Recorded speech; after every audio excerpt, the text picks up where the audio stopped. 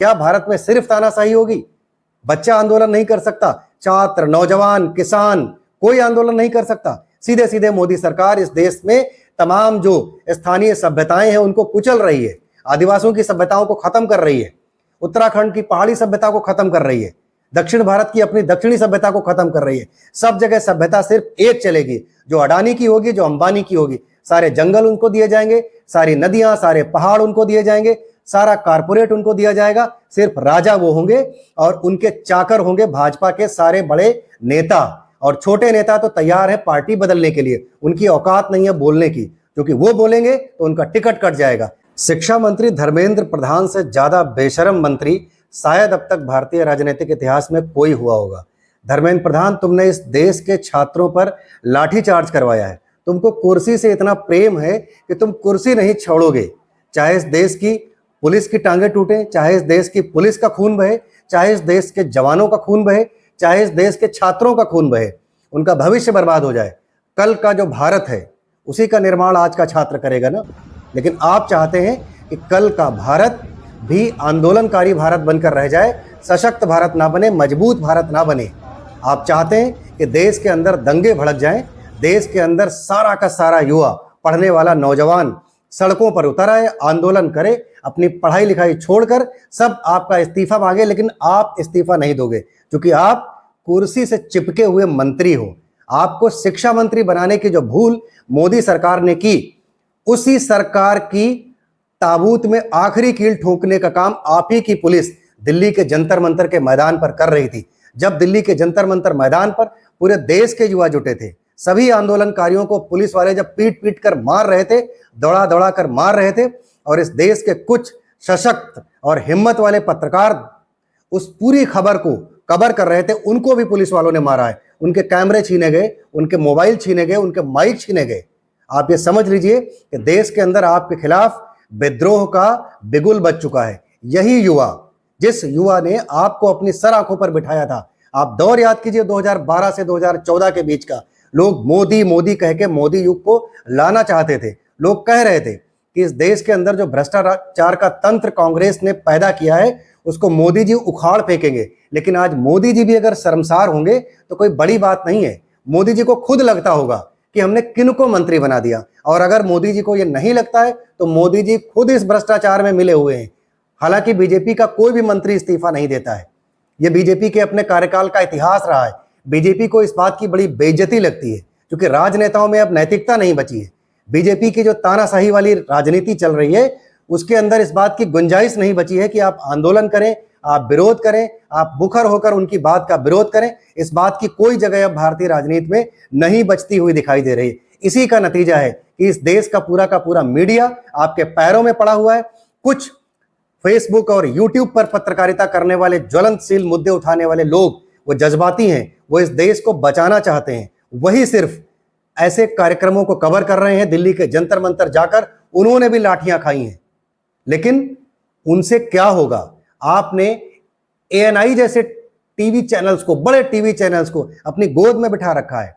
इस देश के अंदर सिर्फ एक बड़ा आंदोलन जंतर मंतर में ही नहीं हो रहा था। उत्तराखंड में पेड़ बचाने का आंदोलन हो रहा था, मध्य प्रदेश में एक आंदोलन हो रहा था, केरल के अंदर एक आंदोलन हो रहा था, छत्तीसगढ़ के अंदर एक आंदोलन हो रहा था, दक्षिण भारत के अंदर आंदोलन हो रहे हैं।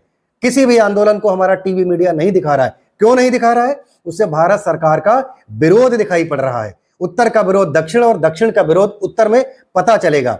लेकिन हमारा मीडिया तो हमको इराक और ईरान में, इजराइल और यूक्रेन में, रसिया और तेल में उलझाए हुए है। वो हमको यही बताने चला है। अंजना ओम कश्यप, सुधीर चौधरी जैसे लोग आज भी हमको यही बताते हैं कि मोदी जी विश्व गुरु हैं। हमारा मीडिया हमको मेलोडी टॉफी दिखा रहा है। हमारा मीडिया ये बता रहा है कि अभिजीत दीप्ते ही सोनम वांगचुक की हत्या के जिम्मेदार होंगे अगर उनकी मृत्यु हो गई तो। सुधीर चौधरी जैसे दलाल लोग जो देश के इतने बड़े चैनल पर, और अब तो आपने उनको सरकारी चैनल में बैठा लिया है, उनको आप दसियों करोड़ के पैकेज दे रहे हैं इस देश को बर्बाद करने के लिए, इस देश के अंदर नकारात्मकता फैलाने के लिए।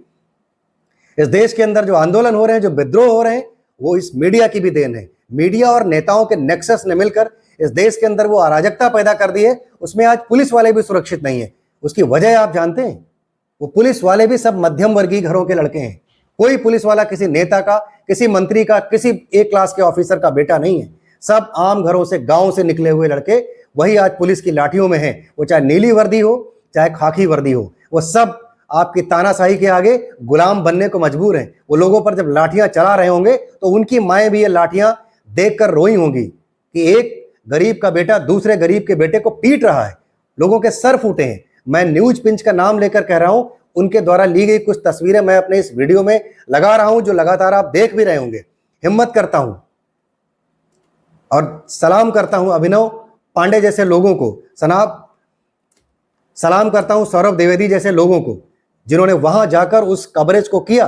और जो नेता इस देश के उस आंदोलन को सपोर्ट करने के लिए पहुंच गए, उनको सिर्फ ये सरकार और ये गोदी मीडिया दलाल और आतंकवादी डिक्लेयर करने में ही जुटी रही। जबकि आपसे ये नहीं पूछा गया कि उन 23 बच्चों के हत्यारे इस शिक्षा मंत्री का इस्तीफा क्यों नहीं होना चाहिए। जब पंडित लाल बहादुर शास्त्री ने रेल का टिकट महंगा होने पर इस्तीफा दे दिया था, क्या उस तरीके की राजनीति और नैतिकता की जगह अब भारत में बिल्कुल नहीं बची है? क्या भारत में सिर्फ तानाशाही होगी? बच्चा आंदोलन नहीं कर सकता, छात्र, नौजवान, किसान, कोई आंदोलन नहीं कर सकता। सीधे सीधे मोदी सरकार इस देश में तमाम जो स्थानीय सभ्यताएं हैं उनको कुचल रही है, आदिवासियों की सभ्यताओं को खत्म कर रही है, उत्तराखंड की पहाड़ी सभ्यता को खत्म कर रही है, दक्षिण भारत की अपनी दक्षिणी सभ्यता को खत्म कर रही है। सब जगह सभ्यता सिर्फ एक चलेगी, जो अडानी की होगी, जो अंबानी की होगी। सारे जंगल उनको दिए जाएंगे, सारी नदियां, सारे पहाड़ उनको दिए जाएंगे, सारा कारपोरेट उनको दिया जाएगा। सिर्फ राजा वो होंगे और उनके चाकर होंगे भाजपा के सारे बड़े नेता। और छोटे नेता तो तैयार है पार्टी बदलने के लिए, उनकी औकात नहीं है बोलने की, क्योंकि वो बोलेंगे तो उनका टिकट कट जाएगा। चाहते वो भी होंगे। और आप क्यों चाहोगे? क्योंकि आपका बेटा नीट क्वालिफाई करने के लिए, यूपीएससी क्वालिफाई करने के लिए, यूपी पीसीएस और एमपी पीसीएस क्वालिफाई करने के लिए लायक ही नहीं है। आपका बच्चा तो या तो पेड सीट पर प्राइवेट विश्वविद्यालयों में पढ़ेगा। आप क्या जानो उस गांव के गरीब किसान मजदूर के बेटे का दर्द, जो पीठ पर एक बस्ता लेकर इस देश के शहरों में जाता है, कच्चा पक्का खाता है और एक दिन अधिकारी बनकर इस समाज में जो व्याप्त बुराइयां हैं उनको दूर करने का जिम्मा उठाता है। लेकिन आप लोग खुद इतने भ्रष्ट हो। लखीमपुर से लेकर और पूरे देश की घटनाएं आप सबको शर्मसार करती हैं। अभी आप सब ने देखा कलेक्ट्रेट सभागार के अंदर समाधान दिवस में 13 साल का एक बच्चा कैसे डीएम साहब के सामने, सीडीओ साहब के सामने, कप्तान मैडम के सामने इस भ्रष्ट तंत्र की कमियां उजागर करता नजर आया। उस पर लोग खिल्लियां उड़ा रहे हैं। मीडिया ने खूब व्यूज बटोरे। मीडिया का काम सिर्फ व्यूज बटोरना रह गया है, कोई फॉलोअप नहीं, कुछ नहीं। वीडियो चल जाए बस। वीडियो चलने के बाद उसको न्याय मिला कि नहीं मिला, उस पर कार्रवाई हुई कि नहीं हुई, इससे कोई किसी का लेना देना नहीं। बस वीडियो डाउनलोड किया, अपने चैनल पर डाला, दाम आ जाए। सबका ऑब्जेक्टिव दाम कमाना हो गया है। इस देश को आगे ले जाना किसी की जिम्मेदारी शायद नहीं बची है, ना नेता, ना मीडिया, ना इस देश के भक्त लोग तो सिर्फ अपने अपने नेताओं की चाटुकारिता में जुटे हुए हैं। आज लोग लेख लिखकर डाल रहे हैं कि ये जो पुलिस वालों की चोटें लगी हैं, इसके जिम्मेदार ये आंदोलनकारी हैं। आंदोलन पैदा किसने किया? आंदोलन करने पर मजबूर किसने किया? लोग आंदोलन में हताहत हो रहे हैं, उनकी टांगे टूट रही, खोपड़ी फूट रही है। कौन आदमी चाहता है, कौन माँ बाप चाहता है कि उसका बेटा आंदोलन करने जाए? आज कौन चाहता है कि उसके घर में सरदार भगत सिंह पैदा हो? सब चाहते हैं दूसरे के घर में पैदा हो। लेकिन फिर भी इस देश के करोड़ों छात्र उतरे इस सरकार का विरोध करने। अरे मूक दर्शकों, तुमसे तो अच्छे वो हैं जिन्होंने लाठियां खाकर भी चुप रहना स्वीकार नहीं किया। इस देश की सरकार के खिलाफ बोलना स्वीकार किया, उन्होंने लाठी खाना मंजूर किया। मीडिया के वो लोग जो वहां गए, जिन्होंने अपने कैमरे तोड़वाए, अपने मोबाइल तोड़वाए, पुलिस की लाठियां और गालियां खाई लोगों ने, उनको सैल्यूट करता हूं।